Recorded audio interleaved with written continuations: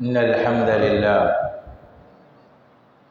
نحمده ونستعينه ونستغفره ونؤمن به ونتوكل عليه ونعوذ بالله من شرور أنفسنا ومن سيئات أعمالنا.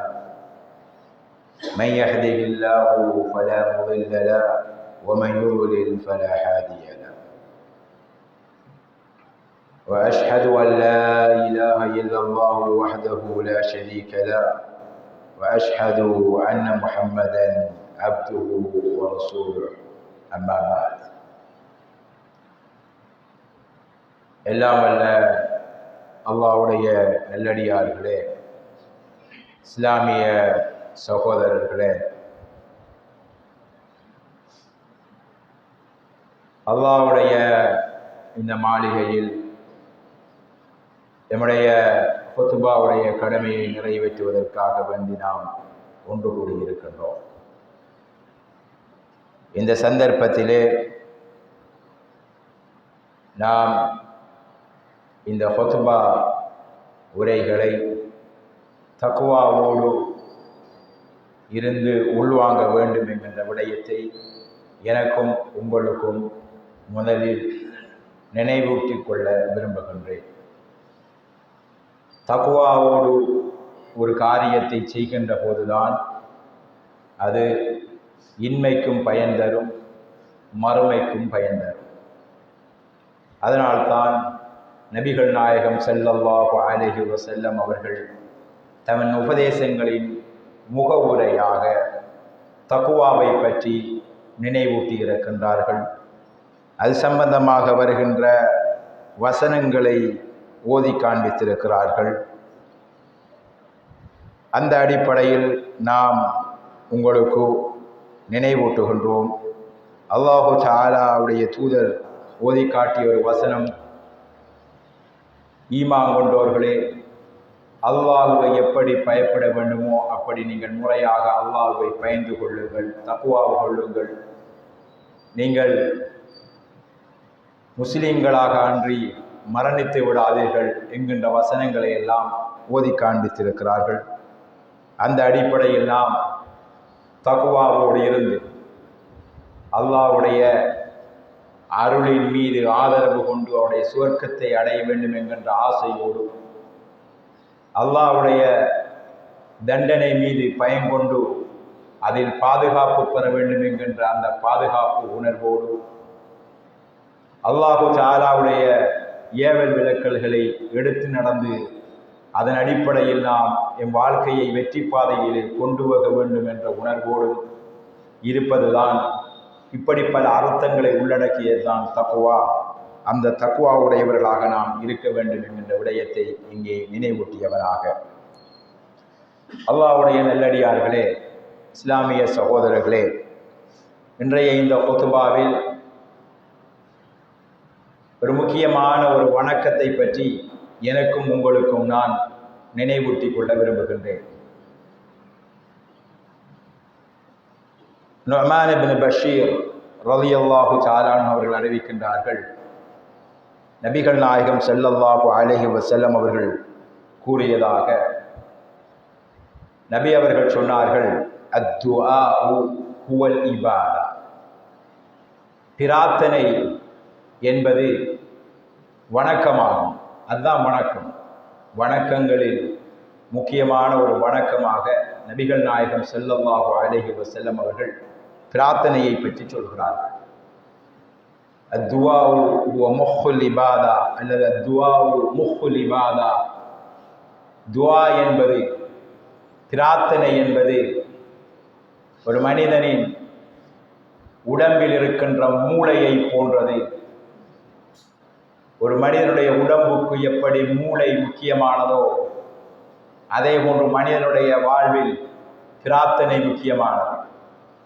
எவ்வளவுதான் அழகான தோற்றமும் வடிவமும் இருந்தாலும் புத்தி இல்லை என்றால், மூளை இல்லை என்றால் அந்த உடம்புக்கு அர்த்தம் இல்லாதது போல் பிரார்த்தனை என்ற ஒன்று இல்லாவிட்டால் மனிதனுடைய வாழ்வை அர்த்தமற்றதாய் போய்விடும், வணக்கங்கள் அர்த்தமற்றதாய் போய்விடும் என்கின்ற அர்த்தத்தில் துவா ஒரு மனிதனின் உடம்பில் மூளை போன்றது. வாழ்விலே துவா என்பது வணக்கம். இந்த துவா இரண்டு வகையானதாக இருக்கிறது. ஒன்று, ஒவ்வொரு வணக்கத்திற்கு பின்னாலும் துவா இருக்கிறது. நாம் செய்கின்ற ஒவ்வொரு வணக்கமும் துவா தான். தொழுகின்றோம், தொழுகை ஒரு துவா. அந்த தொழுகையின் மூலமாக எம் ஆள் மனதில் இருக்க வேண்டிய விடயம் அல்லாஹ்வுடைய அருள் கிடைக்க வேண்டும், தொழுகையாளிகளுக்கு கிடைக்கின்ற பாக்கியங்கள் கிடைக்க வேண்டும், தொழாதவர்களுக்கு கிடைக்கின்ற தண்டனையில் இருந்து எனக்கு பாதுகாப்பு கிடைக்க வேண்டும். தொழுவதன் மூலமாக ஏனைய கேடான காரியங்களில் இருந்து நான் பாதுகாப்பு பெறுவோம் என்று அல்லாஹ் சொல்கிறானே, அந்த பாதுகாப்பு கிடைக்க வேண்டும் என்கின்ற அந்த பிரார்த்தனை உணர்வு உள்ளத்திலே உடற்க வேண்டும். இப்படி ஒவ்வொரு வணக்கத்திற்கு பின்னாலும் பிரார்த்தனை இருக்கிறது. அதனால்தான் பிரார்த்தனை தான் வணக்கம், அல்லது வணக்கம் தான் பிரார்த்தனை. எல்லாம் ஒன்றாக வணக்கத்திற்குள் பிரார்த்தனை இருக்கிறது. பிரார்த்தனைங்கிறது தனி வணக்கம். மார்க்கத்தில் ஒரு முக்கியமான அம்சமாக சொல்லப்படுகிறது இந்த துவா. அத்துவாஉ ஹுவல் இபாதா, பிரார்த்தனை வணக்கம் என்று சொன்ன நபிகள் நாயகம் ஸல்லல்லாஹு அலைஹி வஸல்லம் அவர்கள் அதை தொடர்ந்து பின்வரும் வசனத்தை ஓதி காண்பித்தார்கள். வகால ரப்புக்கும் உதுஊனி, உங்களுடைய ரப்பு சொல்கிறான் என்னை அழையுங்கள் என்று சொல்கிறான். அஸ்தஜிப் லக்கும், நீங்கள் அழைத்தால் உங்கள் அழைப்புக்கு உங்கள் பிரார்த்தனைகளுக்கு நான் பதில் தருவேன். இன்னல்லதீன யஸ்தக்பிரூன அன் இபாததி, எவர்கள் என்னை வணங்குகின்றவற்றை விட்டும் பெருமை அடித்து புறமுதுக்கி போகின்றார்களோ, சயதுகுலூன ஜஹன்னம தாகிரீன, அவர்கள் நரகத்திலே இழிவடைந்தவர்களாக போவார்கள் என்று அல்லாஹு தஆலா சொல்கிறான். துவா செய்யுங்கள் என்று அல்லாஹ் இங்கே சொல்வதனால், துவா செய்யுங்கள் என்பது அல்லாஹ்வுடைய கட்டளை. அல்லாஹ்வுடைய கட்டளை என்பது ஒரு வணக்கம். அல்லாஹ்வுடைய வணக்கத்தில் ஈடுபடுகின்ற அந்த வணக்கத்தை நாம் செய்ய வேண்டும் என்று அல்லாஹு தஆலா இங்கே சொல்வதாக இந்த குர்ஆனுடைய வசனத்துக்கு விளக்கம் சொல்பவர்கள் சொல்கிறார்கள். அல்லாஹ் சொன்ன அந்த வணக்கத்தை ஒரு மனிதன் அல்லாஹ்விடத்திலே வணக்கம் செய்கின்ற போது துவா என்கின்ற வணக்கத்தை செய்ய வேண்டும். துவா என்பது ஒரு மனிதன் தன்னுடைய தேவையை, தன்னுடைய எதிர்பார்ப்பை, தனக்கு அவசியமான ஒன்றை தனக்கு கிடைக்க வேண்டும் என்று அதற்கு தகுதியானவர்களிடத்திலே கேட்பதாகும். அல்லது ஒரு தீங்கு, ஒரு கெடுதி நமக்கு நடந்துவிடக்கூடாது என்று நாம் பயப்படுகின்ற ஒன்று, அது நடந்துவிடக்கூடாது என்று, அது நடக்காமல் எவனுக்கு தடுக்க முடியுமோ அந்த தடுக்கும் ஆற்றல் உள்ள ஒருவனிடத்தில் அதனை நடவாமல் என்னை விட்டு காப்பாற்று என்று கேட்பதாகும். ஒரு நலவு நடக்க வேண்டும் என்று, ஒரு தீமையிலிருந்து காக்கப்பட வேண்டும் என்ற அந்த எதிர்பார்ப்போடு கேட்கின்ற அந்த கேட்டல், அழைத்தல், பிரார்த்தித்தல் என்பதுதான் துஆவாகும். இந்த துஆவை செய்யுமாறு, கேட்குமாறு அல்லாஹு தஆலா அல் குர்ஆனிலே சொல்கிறான். இதை செய்யாமல் எனக்கு எல்லாம் மேலும், என் தனி ஆற்றலால் என்னால் எல்லாவற்றையும் உருவாக்க முடியும் என்கின்ற அந்த மனநிலை கொண்டவர்கள் தான் தன்னை பிரார்த்தனைக்குள் ஆட்படுத்தாத பெருமை பிடித்தவர்கள் என்று அல்லாஹ் சொல்கிறான். நீங்கள் அல்லாஹ்விடத்திலே பிரார்த்தனை செய்யுங்கள், என்னிடத்திலே பிரார்த்தனை செய்யுங்கள், உங்கள் பிரார்த்தனைக்கு நான் பதிலளிப்பேன் என்று சொல்லிவிட்டு அடுத்ததாக அல்லாஹ் சொல்லுகின்ற விடயம், எவர்கள் என்னை வணங்குவதை விட்டும் பெருமை அடித்து போகின்றார்களோ, எனவே பிரார்த்தனை என்கின்ற வணக்கத்திலே ஈடுபடாமல் பெருமையோடும் கர்வத்தோடும், அல்லாஹ்க்கு எல்லாம் தெரியும் தானே, அல்லாஹ் தரலாம் தானே, நான் என்னத்துக்கு கேட்கணும் என்கின்ற நினைப்பு. பெற்ற வாப்பாக்கு பிள்ளட பிரச்சனை தெரியாதா? என்கின்ற அந்த இருமாப்பான வார்த்தையோடு படைத்த ரப்புக்கு தன் அடியார்களுக்கு எதை கொடுக்க வேண்டும் என்று தெரியாதா? விரும்பினா தரட்டும், தராட்டி விடட்டும், நான் என்ன செய்கின்ற என்கின்ற பாணியில் அல்லது பொடுபோக்கான பாணியில் பிரார்த்தனை செய்யாமல் விடுகின்ற கர்வம் பிடித்தவர்களை அல்லாஹு தஆலா பின்னால வார துண்டில சொல்றான், அவர்கள் நரகத்திலே இழிவடைந்தவர்களாய் போய் விடுவார்கள். இந்த உலகத்தில் பெருமை அடிப்பவர்கள் அல்லாஹ்வின் அடியானாக இந்த உலகத்தில் எல்லோருடைய தேவையையும் நிறைவேற்றும் ஆற்றல் கொண்டவன் அந்த ரப்புல் ஆலமீன் தான். அவன் நாடினால்தான் எதுவும் நடக்கும். அவன் நாடினால்தான் நாம் விரும்புகின்ற நல்லது நடக்கும். அவன் நாடினால்தான் நாம் பாதுகாப்பு பெற வேண்டும் என்று நினைக்கின்ற அந்த பாதுகாப்பு கிடைக்கும். எனவே அந்த அல்லாஹ்விடத்திலே, அந்த ஆற்றல் பொருந்திய அந்த ரப்புல் ஆலமீனிடத்திலே வாய் விட்டு மனம் விட்டு மிக இஹ்லாஸோடு ஆற்றல் பொருந்திய ரஹ்மானே எனக்கான தேவைகளை எல்லாம் தா என்று ஒவ்வொன்றாக பட்டியல் போட்டு கேட்பதை நபிகள் நாயகம் ஸல்லல்லாஹு அலைஹி வஸல்லம் அவர்கள் நமக்கு கற்றுத் தந்துள்ளார்கள். அல்லாஹு தஆலாவும் அல் குர்ஆனிலே அதை பற்றி சொல்லுகிறான். அல் குர்ஆனிலே சொல்கிறான், ஃபைதா ஸஅலக இபாதி அன்னி ஃபஇன்னி கரீபுன் உஜீபு அத்-தஅவத தாஇ இதா தஆனி. என்னுடைய அடியார்கள் என்னை பற்றி கேட்டால் சொல்லுங்கள், நான் என்னை அழைக்கக்கூடியவனுடைய அழைப்புக்கு பதில் அளிக்கக்கூடிய வகையில் மிக அருகாமையில் இருக்கிறேன் என்று அல்லாஹு தஆலா சொல்கிறான். கேட்டால் தாரத்துக்கு தார இடத்தில் தாரத்துக்கான தகுதியான நிலையில் நான் இருக்கின்றேன் என்று அல்லாஹு தஆலா சொல்கிறான். எனவே அல்லாஹ்விடத்திலே பிரார்த்தனை செய்வது என்பது ஒரு வணக்கமாகும். இந்த வணக்கத்தை நாம் பொடுபோக்கு காட்டக்கூடாது. எல்லாவற்றையும் கேட்கக்கூடியதாக நாம் எம்மை ஆக்கிக் கொள்ள வேண்டும். நபிகள் நாயகம் ஸல்லல்லாஹு அலைஹி வஸல்லம் அவர்களை தொட்டும் அல்லது இப்னு அப்பாஸ் ரலியல்லாஹு தஆலா அவர்கள் சொல்வது போன்று அஃலலுல் இபாதத்தி அத்வா, வணக்கங்களிலே மிக சிறந்தது துஆ என்று இப்னு அப்பாஸ் ரலியல்லாஹு தஆலா அவர்கள் அறிவிக்கின்றார்கள். வணக்கங்களிலே சிறந்தது துஆவாகும். ரசூல் ஸல்லல்லாஹு அலைஹி வஸல்லம் அவருடைய ஒரு நீண்ட ஹதீஸ், அதில் ஒரு சிறிய பகுதியை சொல்கிறேன். அல்லாஹ்வுடைய தூதர் ஸல்லல்லாஹு அலைஹி வஸல்லம் அவர்கள் சொல்கிறார்கள், அல்லாஹு தஆலா சொல்வதாக சொல்கிறார்கள், யா இபாதி, என்னுடைய அடியார்களே, இன்னி ஹர்ரம்து ظுல்ம அலா நஃப்ஸி, அநியாயம் செய்வதை நான் எனக்கே ஹராமாக்கி இருக்கிறேன். யாருக்கும் என்னால் எந்த அநியாயமும் நடவாது. எனவே வஜஅல்து பைனக்கும் முஹர்ரமா, உங்களுக்கும் நான் அதை ஹராமாக்கி இருக்கிறேன். ஃபலா தவாலமு, நீங்கள் ஆளுக்கால் ஒருத்தருக்கொருத்தர் இந்த அநியாயம் செய்து விடாதீர்கள். அது ஹராம். சொல்லால் செயலால் உங்களுடைய நடத்தைகள் மற்றவர்களுடைய உரிமையில் மற்றவர்களுக்கு அநியாயம் செய்யும் விதத்தில் அமைந்து விடாமல் பாதுகாத்துக் கொள்ளுங்கள். இது பொல்லாத ஹராம். எனவே நான் அநியாயம் செய்வதை ஹராமாக்கி இருக்கிறேன். நானும் செய்வது கிடையாது, இது கூடாது, நீங்களும் செய்யாதீர்கள். யாருக்கும் அநியாயம் நடவாமல் பாதுகாத்துக் கொள்ளுங்கள். அதே போன்று யா இபாதி, என்னுடைய அடியார்களே, குல்லுக்கும் வால்லுன் இல்லா மன் ஹதைதுஹு, நீங்க எல்லோரும் வழிகேட்டிலே இருக்கிறீர்கள். குல்லுக்கும் வால்லுன் இல்லா மன் ஹதைதுஹு, நான் நேர் வழி காட்டியவரை தவிர மற்ற எல்லோருமே வழிகேட்டிலே இருக்கிறீர்கள். எனவே ஃபஸ்தஹ்தூனி அஹ்திக்கும், என்னிடத்திலே நீங்கள் நேர் வழியை கேட்டு பிரார்த்தியுங்கள்.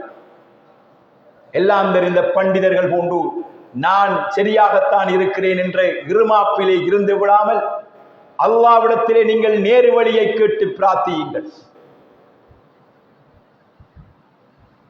ஒவ்வொரு நாளும் தொழுகையிலே அல்லாஹு தஆலா 5 நேர தொழுகையிலும் 17 ரக்அத்துகளும் ஒரு மனிதன் இஹ்தினஸ் ஸிராத்தல் முஸ்தகீம், யா அல்லாஹ் நேரான பாதையை நீ காட்டுவாயாக என்று பிரார்த்தனை செய்கின்ற அந்த பிரார்த்தனையின் முக்கியமான இடத்தில் அந்த பிரார்த்தனையை வைத்திருக்கிறார். எனவே நேர்வழி என்பதை நாம் தேட வேண்டும்.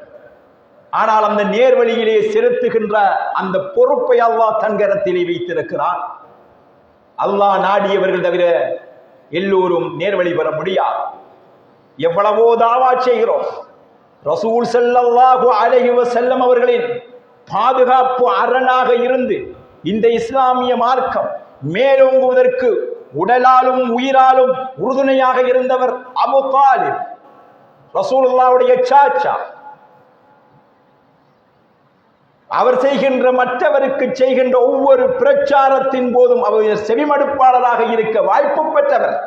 ரசூலுல்லாஹ்வுடைய சன்னிதானத்திலேயே சதா உலாவி வந்த அபூ தாலிப், அவருடைய சாச்சா, ரசூலுல்லாஹ்வுக்கு பக்கபலமாகவும் பாதுகாப்பாகவும் இருந்தவர் இஸ்லாத்தை ஏற்றுக்கொள்ளவில்லை. மரண தருவாயிலே போய் நின்று மன்றாடுகிறார். லா இலாஹ இல்லல்லாஹ் என்று சொல்லுங்கள், உங்களுக்காக நான் அல்லாஹ்விடத்திலே மன்றாடுகிறேன் என்று சொல்லுகிறார். ஏற்றுக்கொள்ளவில்லை. ஹிதாயத்துங்கிறது நாம நாடி கிடைப்பதல்ல, அல்லாஹ்வின் ஆட்டத்தால் கிடைப்பது. எத்தனையோ அறிவுள்ளவர்கள் இருக்கிறார்கள், சிந்தித்து செயல்படக்கூடிய ஆற்றல் உள்ளவர்கள் இருக்கிறார்கள். அவர்களெல்லாம் இவங்களெல்லாம் எவ்வளவு படிச்சிருக்காங்க, ஏன் இப்படி இருக்கிறார்கள் என்று நாம் கேட்கிறோம். அல்லாஹ் நாடாம அவங்க நேர்வழியில போக முடியாத சகோதரர்களே. எனவே சத்தியத்தை அல்லாஹ்விடத்திலே பிரச்சாரம் கேட்க வேண்டும். இப்படி ஒவ்வொன்றாக அல்லாஹ்வுடைய தூதர் சொல்கிறார்கள், நீங்க நேர்வழியை இணைத்து கேளுங்க, நான் தான் அதை கொடுக்கிறான். யா இபாதி, என்னுடைய அடியார்களே, குல்லுக்கும் ஜாயுன் இல்லாமன் அத்அம்துஹு, எல்லாம் பசியோட ஒன்றுமில்லாம இருக்கிறார்கள். நீங்க நினைச்சு உங்களுக்குரிய ஆகாரத்தை வாழ்வாதாரத்தை தேட முடியாது. நான் உணவளித்தவனுக்குத்தான் உணவு கிடைக்கும். எனவே ஃபஸ்தத்இமூனி அத்இமுக்கும், என்னிடத்திலே நீங்கள் உணவளிக்க கேளுங்கள். அத்இமுக்கும், நான் உங்களுக்கு உணவளிக்குகிறேன்.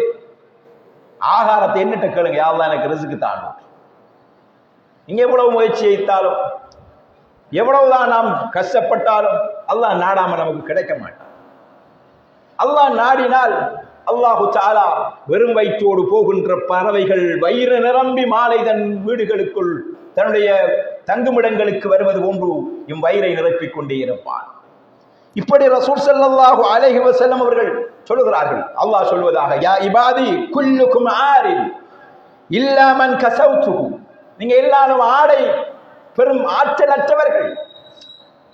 எனவே ஃபஸ்தக்ஸூனி அக்ஸுக்கும், நீங்கள் என்னிடத்திலே ஆடையை கேட்டு பிரார்த்தனை செய்யுங்கள், நான் உங்களுக்கு ஆடை அளிக்கிறேன்.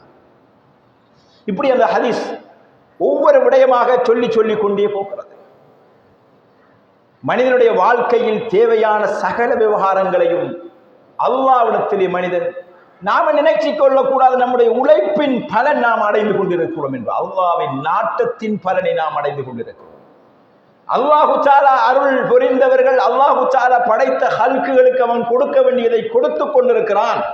ஆனால் அது சிறப்பாகவும் நிலையாகவும் கிடைப்பதற்கு அல்லாஹ்விடத்திலே நாம் பிரார்த்திக்க வேண்டிய கடமைப்பாட்டோடு இருக்கிறோம்.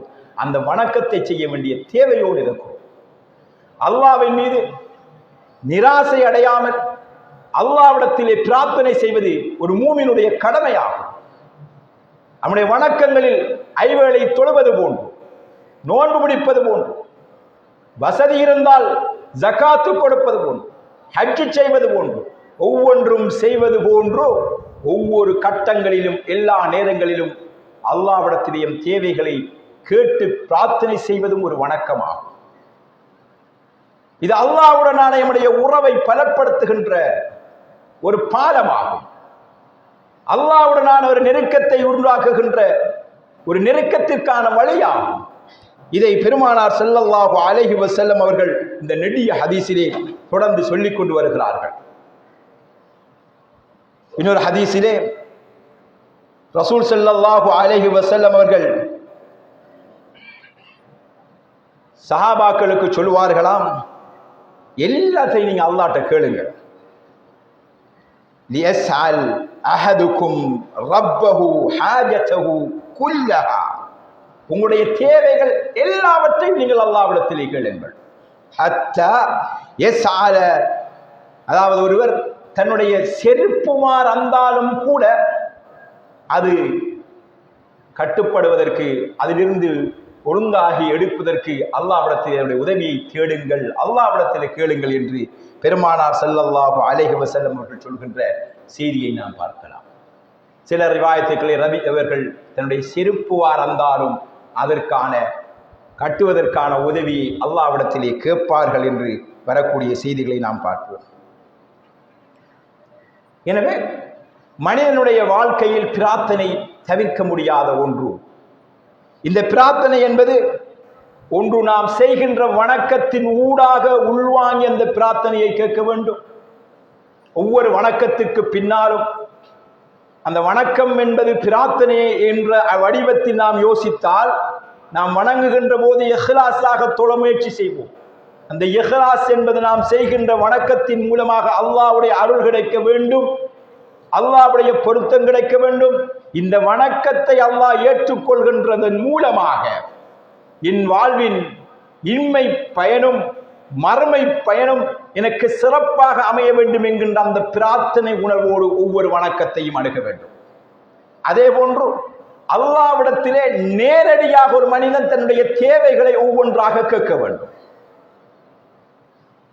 ஒவ்வொரு தேவைகளையும் மனிதன் அல்லாஹ்விடத்திலே பிரார்த்தனை செய்ய வேண்டும். இரண்டாவது முறை ஒவ்வொரு வணக்கத்தின் மூலமாகவும் அல்லாஹ்வுடைய அருளை நாடுவது. இரண்டாவது நேரடியாக நம்முடைய தேவைகளை குறித்து நாம் அல்லாஹ்விடத்திலே பிரார்த்தனை செய்வது. மூன்றாவதாக நபிகள் நாயகம் ஸல்லல்லாஹு அலைஹி வஸல்லம் அவர்கள் சில சந்தர்ப்பங்களுக்கும் இடங்களுக்கும் சில துஆக்களை கற்றுத் தந்திருக்கிறார்கள். நீங்க பாருங்க, நம்ம அதுக்கார்கள் துஆக்கள் என்று நிறைய விடயங்களை அதற்கென்று பாடமாக படிக்கின்றோம். ரசூல் ஸல்லல்லாஹு அலைஹி வஸல்லம் அவர்கள் கற்றுத்தந்த ஆதாரபூர்வமான துஆக்கள் இருக்கின்றன. உண்பது தொடக்கம் உறங்குவது வரை, காலை கடன் கழிப்பது தொடக்கம் எந்த விவகாரமாக இருந்தாலும் ஒவ்வொரு விவகாரத்திற்கும் பேசக்கூடிய அளவுக்கு சந்தர்ப்ப துஆக்களை நபிகள் நாயகம் ஸல்லல்லாஹு அலைஹி வஸல்லம் அவர்கள் நமக்கு கற்றுத் தந்திருக்கிறார்கள். இந்த துஆக்களை பாடமாக்கி அந்த துஆக்கள் நபி அவர்கள் கற்றுத்தந்த அடிப்படையில் நபிகள் நாயகம் ஸல்லல்லாஹு அலைஹி வஸல்லம் அவருடைய அந்த பாதையிலே பயணித்து நாம் துஆ செய்யக்கூடியவர்களாக இருக்க வேண்டும். எனவே துஆ என்பது ஒரு வணக்கம். அந்த வணக்கம் என்பது கட்டாயமாக செய்யப்பட வேண்டும். அந்த துஆக்கள் செய்கின்ற போது கட்டாயமாக கருத்தில் கொள்ளப்பட வேண்டிய சில விடயங்கள் நம்மிடத்திலே இருக்கின்றன.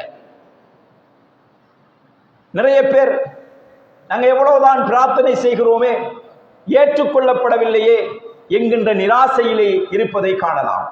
சிலர் சமுதாயத்திலே இருக்கிறார்கள், அவங்களுக்கு பள்ளியும் கிடையாது, தொழுகையும் கிடையாது, துஆவும் கிடையாது, ஒன்றும் கிடையாது என்கின்ற ஒரு கூட்டம் இருக்கிறது. அது ஒரு சைட்.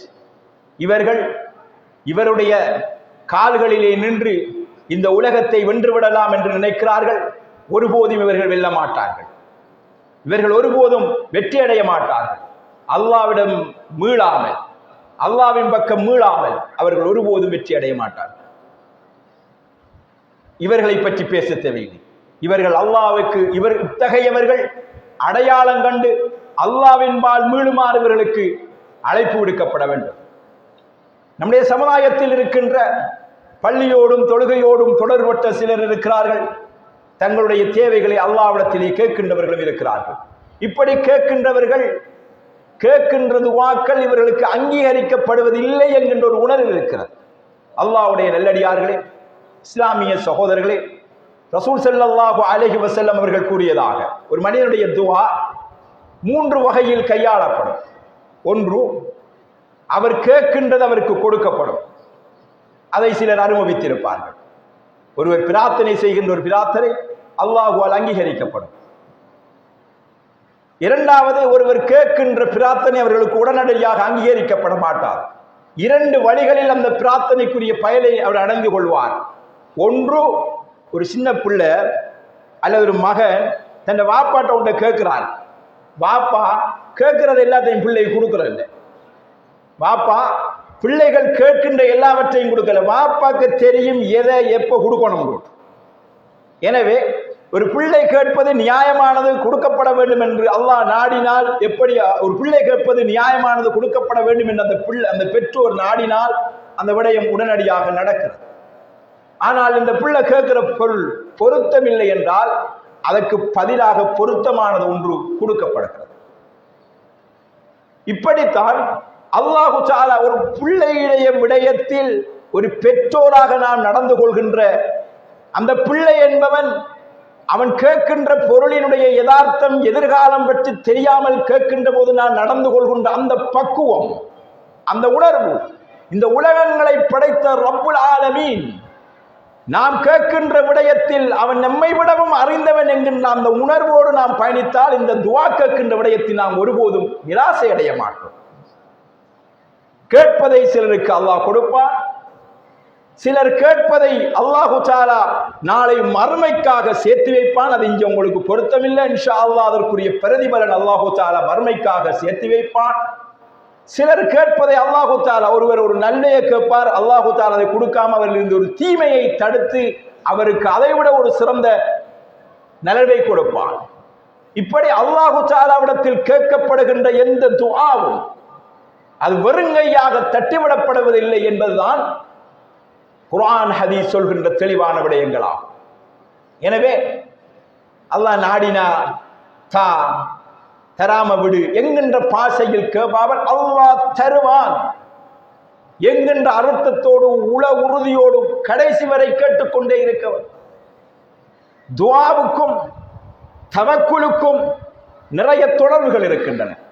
ஒரு விடயத்தை செய்கின்ற ஒருவர் அல்லாஹ்வின் மீது தவக்குல் வைத்து தன்னுடைய விடயங்களை செய்ய வேண்டும். பிரார்த்தனை கேட்கின்ற போது ஒருவர் அல்லாஹ்வின் மீது உறுதியான ஒன்று அல்லாஹ்விடத்துல கேட்கணும். இரண்டாவது சிக்கத்தாக அல்லாஹ் தருவான் என்கின்ற நம்பிக்கையிலே ஈடுபட வேண்டும். மூன்றாவதாக அந்த விடயம் கிடைப்பதற்கான முயற்சியிலே நாம் ஈடுபட வேண்டும். எனவே நாம் முயற்சி எடுத்துக்கொண்டு அல்லாஹ்வின் மீது நம்பிக்கை வைத்துக் கொண்டு அல்லாஹ்விடத்திலே கேட்டு அதிலே உறுதியாக நின்று நாம் உழைக்கின்ற போது அல்லாஹு தஆலா அது தருவது நமக்கு நலவென்றால் நிச்சயம் தருவான். தந்தால் அல்ஹம்துலில்லாஹ், தராவிட்டாலும் அல்ஹம்துலில்லாஹ். ஏனென்றால் அவன் ரப்புல் ஆலமீன். அவனை நெருங்கியவர்களுக்கு அவன் ஒருபோதும் அநியாயம் செய்வது கிடையாது. அவனோடு தொடர்புள்ளவர்களை ஒருபோதும் அவன் கைவிடுவது கிடையாது என்கின்ற நம்பிக்கையில் ஒரு மூமின் ஒருபோது நிராசை அடையக்கூடாது. கேட்கின்ற போது அல்லாஹ் தருவான் என்கின்ற அந்த உறுதியான நிலைப்பாட்டோடு கேட்க வேண்டும். நிச்சயமாக அல்லாஹ் தருவான், நிச்சயமாக அல்லாஹ் தருவான் என்கின்ற விடயத்தின் நம்பிக்கைகள் இருந்து விடக்கூடாது. இஸ்லாமிய வரலாற்றில் நிறைய உதாரணங்கள் இருக்கின்றன. மூசா அலைஹிஸ்ஸலாம் அவர்களை படை திரட்டி போன ஃபிரௌனுடைய படை திரட்டி போன போது கடல் முன்னால் குறுக்கிட்ட போது அல்லாஹ்விடத்திலே நிராசை அடையாமல் மூசா அலைஹிஸ்ஸலாம் பிரார்த்தனை செய்கிறார். மனிதர்கள் நினைக்கின்ற கற்பனைகளுக்கு அப்பால் அல்லாஹு தஆலா உதவி செய்ய ஆற்றல் கொண்டவன். கடலை புலந்து வழி கொடுக்கிறார். இப்ராஹிம் அலைஹிஸ்ஸலாம் அவர்களை தீக்குண்டத்திலே போன்று வீசுகின்ற போது தீ என்றால் சுட வேண்டும். இப்ராஹிம் அலைஹிஸ்ஸலாம் அல்லாஹ்வே போதுவானவன், அவன் சிறந்த பாதுகாவலன், என்னை பாதுகாரியா அல்லாஹ் என்று அல்லாஹ்விடத்திலே பிரார்த்தனை செய்கின்ற போது அல்லாஹு தஆலா நெருப்பையும் ஏசிரும் போன்று மாற்றிக் கொடுக்கிறார். அல்லாஹ்விடத்திலே நாம் பிரார்த்தனை செய்கின்ற போது நம்முடைய சக்தி லெவலுக்கு கேட்கப்படாது, அல்லாஹ்வுடைய சக்திக்கு கேட்கணும். சிலர் குழந்தை வரம் கேட்கின்ற போது இது அல்லாஹ்விடத்துல கேட்கலாமா, நம்முடைய வயசு என்ன, இவ்வளவு இதுக்கு பிறகு கேட்கலாமா என்றெல்லாம் அல்லாஹ்விடத்தில் கேட்கின்ற போது நம்முடைய சக்திக்கும் நம்முடைய பௌதிக காரணங்களுக்கும் உட்படுத்தி கேட்பார்கள். மூசா அலைஹிஸ்ஸலாம் அவர்களுக்கு அல்லாஹ் மீது இருந்த நம்பிக்கை, அல்லாஹு தஆலா என்னை கைவிட மாட்டான் என்று அவருக்கு எந்த வழியும் தெரியாத போது அல்லாஹ் மீது நம்பிக்கை வைத்து அல்லாஹ்வுடைய வழி எனக்கு பிறக்கும் என்ற அடிப்படையில் அல்லாஹ்விடத்திலே துஆ செய்தால் கடல் பிறந்து வழி பிறக்கிறது. இப்ராஹிம் அலைஹிஸ்ஸலாம் அவர்கள் தீக்குண்டத்திலே வீசப்படுகின்ற போது இதிலிருந்து தப்புவதற்கு எனக்கு வழி தெரியாது, அல்லாஹ் நாடினால் எனக்கு வழி பிறக்கும் என்று அல்லாஹ்வின் மீது தவக்குல் வைத்து அல்லாஹ்விடத்திலே பிரார்த்தனை செய்கிறார். நெருப்பு குளிரான ரூமாக மாறுகிறது. ஜக்கரியா அலைஹிஸ்ஸலாம் மனைவியோ மலடாகிவிட்டாள், என் நாடி நரம்புகள் எல்லாம் தளர்ந்து போய்விட்டன, குழந்தை வரும் பாக்கியத்தை நான் இழந்து விட்டேன், இருந்தாலும் என்னை சந்ததியற்றவனாக என்னை ஆக்கி விடாதே அல்லாஹ் என்று கேட்டபோது தள்ளாத வயதிலும் அல்லாஹ் குழந்தையை கொடுக்கிறார். அல்லாஹ்வுக்கு ஒன்றை நடப்பிப்பதற்கு காரண காரியங்கள் தேவையில்லை, ஆகுகின்றால் அது ஆகிவிடும். காரண காரியங்களை எல்லாம் மீறி ஆகிவிடும். ஆண்மகனே தொடாமல் மரியம் அலைஹிஸ்ஸலாம் அவர்கள் குழந்தை பிறந்தார். விதி வரம்புகள் எல்லாம் நமக்குத்தான். அல்லாஹு தஆலா விதிவிலக்குகளுக்கு அப்பால் எதையும் ஆக்கும் ஆற்றல் கொண்டவர். இப்ராஹிம் அலைஹிஸ்ஸலாமுக்கு தள்ளாத வயதில் குழந்தையை கொடுத்தவர். எனவே அல்லாஹ்வின் மீது அசைக்க முடியாத நம்பிக்கையோடு உறுதியோடு அல்லாஹ்விடத்திலே பிரார்த்தனை செய்ய வேண்டும். ஒருபோதும் நிராசை அடைந்து விட பிரார்த்தனை செய்கின்ற போது அந்த பிரார்த்தனையில ஒரு உயிரோட்டம் இருக்கணும். அல்லாஹு தஆலா குர்ஆனிலே சொல்லுகின்ற போது யதுஊனனா, அவர்கள் எங்களை அழைப்பார்கள், ரகபன் வ ரஹபன், அதாவது அல்லாஹ்வின் மீது இருக்கின்ற அந்த அருளை ஆதரவு கொண்டு, அல்லாஹ்வுடைய தண்டனையை பயங்கொண்டு, அது உள்ளத்தில் எல்லாம் மூட இருக்கும், அந்த உசிரோட்டமா இருக்கணும். கேட்கல எம் நாவும் எம் உள்ளமும் இறைவன்பால் நாம் ஒன்றாக சங்கமிக்க வேண்டும். நான் ஒரு பக்கம் வேலை செய்து நம்முடைய உறவுகள் வேறொரு பக்கம் இருக்கு, கை ஒரு பக்கம் போகுதோ, இது துஆவல்ல. நாம் ஒரு பிச்சை கேட்க போகல எப்படி கேட்போம்? நம்முடைய கேட்கின்ற துணி நம்முடைய உள்ளத்திலிருந்து வரும். அந்த வார்த்தை என்பது ஒருவர்கிட்ட ஒரு விஷயத்தை கேட்கறதை அவரது அடைந்து கொள்வதற்காக நாம் வெளிப்படுத்துகிற வார்த்தை என்பது மிகவும் பக்குவமாகவும் மிகவும் பணிவாகவும் வரும். இந்த பக்குவமும் பணிவும் ஒரு மனிதனிடத்திலே ஒன்றை இறைஞ்சுவதற்காக நாம் எடுக்கின்ற இந்த எடுப்பும், இந்த உலகங்களின் இரட்சகனாகிய இறைவனிடத்திலே நாம் போகின்ற போது அந்த உயிரோட்டமாக உள்ளத்திலிருந்து இந்த பிரார்த்தனைகள் வெளிவர வேண்டும். எனவே பிரார்த்தனை என்ற ஒரு வணக்கம், அந்த வணக்கம் நபிகள் நாயகம் ஸல்லல்லாஹு அலைஹி வஸல்லம் அவர்கள் காட்டி தந்த அடிப்படையில் செய்ய வேண்டும். நபி அவர்கள் காட்டி தந்த அடிப்படையில் செய்யப்படுகின்ற இந்த வணக்கங்கள் வணக்கம் என்ற நிலையை மாறி சம்பிரதாய நிலையை அடைந்து விட்டது. தொழுதால் ஆறுனான நமக்கு துஆ செஞ்சு விடணும். நம்மட வீட்டை நம்மட வாப்பா மௌத்தானால் ஆறுனான ஒருவன் வந்து துஆ செய்யும். மையவாடியிலே மையத்தடக்கி விட்டால் யாருனால ஒரு ஆள் வந்து துஆ செஞ்சுவோம். நம்முடைய பிரச்சனைக்கு நம்முடைய பிரச்சனையை நன்கு அறிந்தவன் ரப்புல் ஆலமீன். அந்த பிரச்சனையை நாம் சொன்னால் நம் உணர்வில் இருந்து சொல்கின்ற போதுதான் அதற்கான வெயிட் வரும், சரியான உணர்வு வரும். இந்த பிரச்சனை நாம் பேசிக்கல வார அந்த வார்த்தைகள் வேறொரு ஆள் பேசி வாரதில்லை. எனவே அல்லாஹ்வுடைய நெல்லடியார்களே, துஆ செய்கின்ற போது துஆவில் பல வழிமுறைகளை நபி ஸல்லல்லாஹு அலைஹி வஸல்லம் அவர்கள் நமக்கு கற்றுத் தந்திருக்கிறார்கள். பொதுவாக நாங்கள் அல்லாஹ்வுடைய தூதர் அல்லாஹ் குர்ஆனிலே சொல்கிறார், தவர்ருஅன், அதாவது உள்ளம் உருகி ரகசியமாக பணிவாக மிகவும் அமைதியாக அல்லாஹ்விடத்திலே கேட்க வேண்டும். யார்கிட்டையும் கேட்கிற மாதிரி கேட்கக்கூடாது. எமக்கான பிரார்த்தனைகளை நாம் கேட்க வேண்டும். நமக்காக பிரார்த்திக்குமாறு நாம் நம்புகின்ற நல்லவரிடத்தில் கேட்க வைக்கலாம். அதாவது உசிரோடு இருக்கிற ஒரு ஆளுகிட்ட எனக்காக துஆ செய்யுங்கள் என்று சொல்லலாம். இதை தாண்டி நம் சமுதாயத்தில் இன்று பல துஆ முறைகள் இருக்கின்றன. உதாரணமாக 5 நேர தொழுகைக்கு பின்னால் இமாம் துஆ ஓத மௌமுங்கள் எல்லாம் ஆமீன் சொல்கின்ற ஒரு நடைமுறை இருக்கிறது. இது நபிகள் ஸல்லல்லாஹு அலைஹி வஸல்லம் அவர்கள் காட்டி தந்த ஒரு முறையே கிடையாது.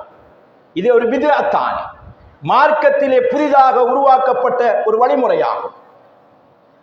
5 நேர தொழுகைக்கு பின்னாலாக இருந்தாலும் சரி, ஜனாசா தொழுகைக்கு பின்னாலாக இருந்தாலும் சரி, ஜனாசாவை கொண்டு அடக்கியதற்கு பின்னால் மையவாடியினாலும் சரி, திருமணம் ஒன்று நடத்திவிட்டால் அந்த திருமணத்துக்கு பின்னாலானாலும் சரி, இப்படி நம்முடைய சமுதாயத்தில் ஒருவர் பதவி ஏற்றாலும் துவா, பதவி இறங்கினாலும் துவா, எல்லாத்துக்கும் துவா என்ற அந்த கூட்டு துவா முறை நம் சமுதாயத்திலே நமக்கெல்லாம் கேட்க தெரியாது, அவரை வச்சு கேட்போம் என்கின்ற அடிப்படையிலான ஒரு நடவடிக்கையும் சமுதாயத்தில் நடக்கிறது. இது நபி அவர்கள் காட்டித்தராத வழிமுறை. தொழுகைகளுக்கு பின்னால் விரும்பினால் ஒருவர் துவா செய்யலாம். ஆனால் ரசூல் ஸல்லல்லாஹு அலைஹி வஸல்லம் அவர்கள் ஒருவருக்கு இமாமுக்கும் மாமுமுக்கும் இடையில் உள்ள ஒரு உறவு தக்பீர் கட்டி சலாம் கொடுக்கும் வரைக்கும் தான். தக்பீர் கட்டினால் இமாமை தொடர்ந்து தக்பீர் கட்ட வேண்டும். அவருக்கு பின்னால் அவருடைய பின்னால் நாம் தொடர்ந்து செல்ல வேண்டும். அவர் சலாம் கொடுத்தால் நாம் சலாம் கொடுக்க வேண்டும். சலாம் கொடுத்ததோடு மாமுமுக்கும் இமாமுக்கும் இடையிலான தொடர்பு முடிவடைகிறது. அதற்கு பின்னால் ரசூல் ஸல்லல்லாஹு அலைஹி வஸல்லம் அவர்கள் ஒவ்வொரு தொழுகைக்கு பின்னாலும் கற்றுத்தந்த நிறைய துஆக்கள் இருக்கின்றன. இந்த துஆக்கள் இல்லை என்று நாம பேசக்கல சிலர் அறவே துஆ இல்லை என்று ஒளிம்பி புறாக்களும் இருக்கு. கூட்டு துஆ என்பதுதான் இல்லை. ரசூல் ஸல்லல்லாஹு அலைஹி வஸல்லம் அவர்கள் ஐங்கடமைகளுக்கு பின்னால் நான் சுபஹானல்லாஹ் இமாமாக இருக்கின்றவர்கள் சுபஹானல்லாஹ் சொல்ல மற்றவர்கள் எல்லாம் சுபஹானா சொல்ல வேண்டும். இமாமாக இருக்கின்றவர் அல்ஹம்துலில்லாஹ் சொல்ல மற்றவர்கள் எல்லாம் அல்ஹம்துலில்லாஹ் சொல்ல வேண்டும். இப்படி ஒவ்வொன்றாக இமாம் சொல்ல சொல்ல மாமுங்கள் தான் சொல்ல வேண்டும் என்கிற அந்த கூட்டு நடவடிக்கைகள் தான் நபி அவர்கள் காட்டித் தரவில்லை. ஆனால் தொழுகைக்கு பின்னால் நிறைய துஆக்களை ஒவ்வொருவரும் செய்வதற்காக நபிகள் நாயகம் ஸல்லல்லாஹு அலைஹி வஸல்லம் அவர்கள் கற்றுத் தந்திருக்கிறார்கள். இந்த கூட்டு துஆ முறை நடைமுறைப்படுத்தப்படுவதன் மூலமாக நபிகள் நாயகம் ஸல்லல்லாஹு அலைஹி வஸல்லம் அவர்கள் காட்டித் தந்த சுன்னா முறை நிறையவே குழி தோண்டி புதைக்கப்படுகின்றன. அதை செய்வதற்கும் செய்விப்பதற்கான முயற்சிகள் அறவே இல்லாமல் போகின்றன. பள்ளிவாசல்களை வெறும் பிணர்களிலே அடித்துவிட்டு தொங்க வைக்கப்பட்டிருக்கிறது. அல்லாஹ் அருள்நாடியவர் ஒரு சிலர்கள் தவிர மற்றவர்கள் இமாமுக்கு பின்னால் சுப்ஹானல்லாஹ்வும் அல்ஹம்துலில்லாஹ்வும் அவர்களுக்கு துஆவுக்கு பின்னால் ஆமீனும் கேட்டுவிட்டு கலைந்து போகின்றவர்கள் இருக்கிறார்கள். இது ஒரு சுன்னாவுடைய இடத்திலே ஒரு பித்ஆ இருந்தால் அந்த பித்ஆ இருக்கின்ற இடத்தில் இருந்த சுன்னா அழிந்து போய்விடும் என்பதற்கான ஆதாரமாகும். ஒரு சுன்னா ஒரு பித்அத்தை அழித்து விட்டுத்தான், ஒரு பித்ஆ ஒரு சுன்னத்தை அழித்து விட்டுத்தான் வந்து அங்கே குந்தி இருக்கிறது.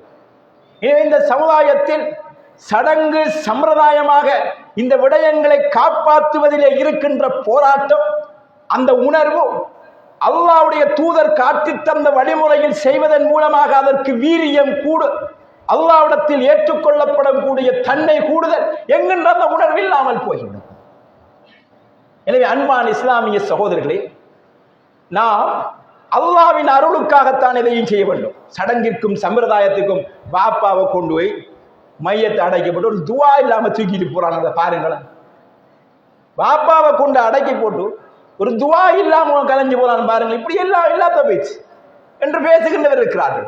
துவா எல்லாரும் சேர்ந்து செய்யணும் தான் சொல்லப்படுது. துவா செய்யுங்கள் என்று சொல்லப்படுகிறது. ஜனாஸா தொழுகை என்பது ஒரு துவா. அந்த தொழுகையில் மூன்றாவது ரக்காத்து தக்பீருக்கு பின்னால் நபி அவர்கள் துவா செய்வதற்காக கற்றுத்தந்த அழகிய துவாக்கள் இருக்கிறது. மகனுக்கும் பாடம் இல்லை, பிள்ளைகளுக்கும் பாடம் இல்லை, சமுதாயத்தில் பெரும்பாலானவருக்கு பாடம் இல்லை. 600 ஆள் துவா ஓதணும் என்று எதிர்பார்க்கிறோம். அழகிய அர்த்தம் குறித்த அந்த துவாவை எத்தனை பேர் நாம் முழுமையாக பாடமாக்கி இருக்கிறோம்? ஜனாசாவை கொண்டு வந்து அடக்கிவிட்டு நபிகள் நாயகம் ஸல்லல்லாஹு அலைஹி வஸல்லம் அவர்கள் கூடியிருந்த சமுதாயத்தை பார்த்து அவர்களே சொல்கிறார்கள், இந்த கபரிலே இருக்கின்றவர் இப்போது கேள்வி கணக்கு கேட்கப்பட இருக்கிறார். அவருக்கு உறுதிப்பாட்டை கேட்டு அல்லாஹ்விடத்திலே நீங்கள் பிரார்த்தனை செய்யுங்கள் என்று ரசூலுல்லாஹ் சொல்றான். ரசூலுல்லாஹ்வுக்கு தெரியாதா இவருக்காக நான் இப்ப துஆ செய்ய போறேனா? நீங்க எல்லாரும் ஆமீன் சொல்லுங்கன்னு சொல்ல தெரியாதா? திருமணம் ஒன்று முடிந்தால் ரசூலுல்லாஹ் அழகிய துஆவை கற்றுத் தருகிறார்கள். பாரக்கல்லாஹு லக வ பாரக அலைக் வ ஜமஅ பைனகுமா ஃபீ கைர். இப்படி துஆ செய்யுங்கன்னு கற்றுத் தருகிறார்கள். ரசூலுல்லாஹ்வுக்கு தெரியாதா நான் இப்போது துஆ செய்ய போறேன், கல்யாணம் நடந்த ஒரு ஆளுக்கு எல்லாரும் இந்த ஆமீன் சொல்லுங்க என்று சொல்ல தெரியாதா? மார்க்கத்தை ரசூலுல்லாஹ்வுக்கு படித்துக் கொடுக்க போகக்கூடாது. மார்க்கத்தை நாம் நினைத்தவாறு உருவாக்க போகக்கூடாது. எனவே அல்லாஹ்வுடைய நல்லடியார்களே, இஸ்லாமிய சகோதரர்களே, அவ்வப்போது அந்தந்த சில விடயங்கள் செய்வதில் நம் சமுதாயத்திற்கு சில சலசலப்புகள் வருகின்றன. அது அறியாமையின் அடையாளம். மார்க்கத்தை நாம் படிக்க வேண்டும். துஆ என்பது ஒரு இபாதத். அந்த இபாதத் நபிகள் நாயகம் ஸல்லல்லாஹு அலைஹி வஸல்லம் அவர்கள் மிகவும் வலியுறுத்திய அல் குர்ஆனிலே மிகவும் பேசப்பட்ட ஒரு விடயம். அந்த துஆவில் நாம் எல்லோரும் ஈடுபட வேண்டும். துஆக்கள் அங்கீகரிக்கப்படுகின்ற சிறப்பான சில நேரங்கள் இருக்கின்றன. அவைகளை நாம் தெளிவாக படிக்க வேண்டும். துஆக்கள் கேட்கின்ற முறைகள் நபிகள் நாயகம் ஸல்லல்லாஹு அலைஹி வஸல்லம் அவர்கள் கற்றுத் தந்திருக்கிறார்கள். அப்படி கேட்கணும். நம்முடைய பாஷையில நம்முடைய பிரச்சனையை நம்முடைய ரப்பல் ஆலமீனிடத்தில் கேட்பதற்கு நம்மை விட தகுதியானவர் வேறு யாரும் இருக்க முடியாது. அதே நேரத்தில் நம்மளை விடவும் நாம் நல்லா கருதுகிறவர்களிடத்தில் பிரார்த்தனை கேட்க செய்யலாம். எப்படி கேட்க செய்யலாம்டா? எனக்கு தெரிஞ்ச ஒரு ஆள்கிட்ட எனக்காண்டி துவா செய்யுங்க என்று கேட்கலாம். மௌத்தான போன ஒரு ஆள்கிட்ட போய் துவா கேட்க இயலாது. அல்லாஹ்வை தவிர வேறு யாரிடத்திலும் துவா செய்தாலும் அது ஷிர்க். அன்னல் மசாஜித லில்லாஹ் ஃபலா ததுஉ மஅல்லாஹி, அதாவது பள்ளிவாசல்கள் என்பது அல்லாஹ்வுக்குரியது. அந்த அல்லாஹ்வோடு வேறு சேர்த்து நீங்கள் வேறு யாரையும் அழைக்காதீர்கள். இன்று இந்த பள்ளிவாசல் என்னன்றதுக்கு நிறைய தஃசீர்கள் இருக்கிறது. இந்த பூமியில அல்லாஹ்வோடு சேர்த்து நீங்க பள்ளிகளா இருந்தாலும் சரி, இந்த பூமியில் எங்கா இருந்தாலும் சரி, அல்லாஹ் அல்லாதவரிடத்தில் அழைக்க கூடாது என்று அல்லாஹு தஆலா குர்ஆனிலே சொல்கிறான். எனவே இந்த பிரார்த்தனை சம்பந்தமான இந்த ஒரு வணக்கம் என்றால் அந்த வணக்கத்தை எப்படி செய்ய வேண்டும் என்று குர்ஆனிலும் சுன்னாவிலும் சொல்லப்பட்டிருக்கிறது. அதை பார்த்து செய்யும். நாம நினைச்ச மாதிரி செய்யக்கூடாது. அது என்ன புலையா? துஆ கேட்டா என்ன குறைஞ்ச வைத்திரும்? புலதான் அது. நபி அவர்கள் காட்டி தராத ஒன்றை காட்டி தராத இடத்திலே செய்தால் அது பிழை. 4 ரகாத்துகள் தான் லுஹர் தொழ வேண்டும் என்றால் 5 ரகாத்து தொழுதால் அது பிழை. 5வது ரகாத்து தானே ஒரு சூரத்துல் ஃபாத்தியா மேலதிகமா தானே ஃபாத்தியா சூரத்தான ஓத போறோம் என்று சொல்வது எவ்வளவு முட்டாள்தனமோ. ஜும்மா தொழுகை 2 ரகாத்தை தான். இவ்வளவு நேரம் எல்லாரும் ஒன்று குடிக்கீங்க, ஏன் 4 ரகாத்து தொழக்கூடாது என்று நாம் கேட்பதில்லை. அதை குறையா பார்க்கவும் கூடாது. 2 ரகாத்தோட ஜும்மா முடிஞ்சால் முடிஞ்சு. வளமையாமன் ஒரு டைமுக்கு நாம 4 தொழுகிறது, ஏன் 2 தொழுறோம்? குறைச்சி போட்டால் சொல்லக்கூடாது. இப்படித்தான் இல்லாத ஒன்றை செய்துவிட்டு அதை செய்யவில்லையே என்று மனக்குறைப்படுவது. 2 ரகாத்துடைய ஜும்மா தொழுகையில் 4 ரகாத்தா தொழுவவில்லை என்று ஒருவர் கவலைப்பட்டால் எப்படி அது அறியாமையோ, அதுதான் குர்ஆனிலும் சுன்னாவிலும் இல்லாத ஒன்றை செய்துவிட்டு இது செய்யவில்லையே, அது குறைவிடப்பட்டுவிட்டதே என்று உணர்கின்ற உணர்வும் இதுவும் ஒன்றாகும். எனவே பிரார்த்தனை என்பது ஒரு வணக்கம். அந்த வணக்கத்திலே நாம் கட்டாயம் ஈடுபட வேண்டும். அந்த பிரார்த்தனையை செய்கின்ற முறையை நபி அவர்கள் கற்றுத்தந்திருக்கிறார்கள். அந்த கற்றுத்தந்த முறையில் அதனை செய்ய வேண்டும். செய்யக்கூடிய பாக்கியவான்களாக என்னையும் உங்களையும் அல்லாஹ் ஆக்குவானாக. ஆமீன். வ ஆகிரு தஅவானா அனில் ஹம்துலில்லாஹி ரப்பில் ஆலமீன்.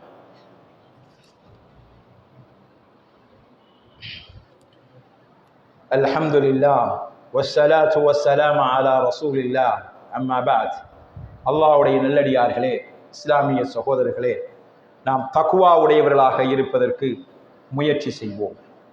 தக்வாவுடைய முக்கியமான அம்சம் என்னவென்றால் அல்லாஹ் ரசூல் ஏவிய ஏவல்களை எடுத்து நடக்கும் உணர்வு, விலக்கிய விலக்கல்களை விட்டும் விலகி வாழும் உணர்வு, அல்லாஹ்வை பயந்து வாழும் உணர்வு, இது எல்லாம் கலந்ததுதான் தக்வா. நாம தக்வாவை பற்றி பேசக்கல ஒவ்வொருவரும் நம்முடைய வாழ்க்கையில் இது எப்படி கொண்டார் என்று முடிவெடுக்கணும். எப்படி கொண்டாடுறதென்றால் அல்லாஹ் ரசூல் நம் வாழ்க்கையின் ஒவ்வொரு விவகாரத்திலும் எதை செய்ய சொல்லி இருக்கிறானோ அதை அவனுடைய தூதரை கொண்டு செய்வித்து காட்டி இருக்கிறான். அதை அப்படி செய்வதன் மூலமாகத்தான் நம்முடைய தக்வாவை வளர்த்துக் கொள்ள முடியும். அல்லாஹ்வுடைய அருள் கிடைக்க வேண்டும், அல்லாஹ்வுடைய பாதுகாப்பு கிடைக்க வேண்டும் என்பதற்காக அல்லாஹ் ரசூல் காட்டித் தராத வழியில் அதை அடைந்து கொள்ள முயற்சி செய்யக்கூடாது. எனவே நாம் நம்முடைய வாழ்க்கையில் அல்லாஹ்வுடைய அருளை பெறுவதற்காக முயற்சி செய்ய வேண்டும். அந்த அருளை பெறுவதற்கான வழிகளில் ஒன்று பிரார்த்தனை. அந்த பிரார்த்தனை என்கின்ற அந்த வணக்கத்தை அல்லாஹ்வும் ரசூலும் காட்டி தந்த அடிப்படையில் செய்து, இது ஒரு விரிந்த தலைப்பு, இது ஒரு பாடமாக இருந்து படிக்க வேண்டிய விடயம். தேடி படியுங்கள். படிப்பதன் மூலமாக நம்மிடத்தில் இருக்கின்ற அது பற்றிய தெளிவின்மை நீங்கும், நம்மிடத்திலே இருக்கின்ற மனக்குறைகள் அகலும், ஒரு ஒழுங்கா நடக்குது இல்லையே என்கின்ற அந்த தப்பெண்ணம் களையப்படும். அது பற்றிய அறிவில்லாதன் காரணமாகத்தான் அதை செய்யாதவர்களை பிழையாகவும் பகையாகவும் பார்க்கின்ற உணர்வு வருகிறது. படியுங்கள், கேள்வி எழுப்புங்கள், இதற்கான விடை என்ன என்று தேடுங்கள். நிச்சயமாக அல்லாஹு தஆலா படிக்க முயற்சிக்கின்றவர்களுக்கு நல்வழியையும் நல்ல தெளிவையும் தருவானாக. وآمين. وآخر دعوانا أن الحمد لله رب العالمين. أقم الصلاة.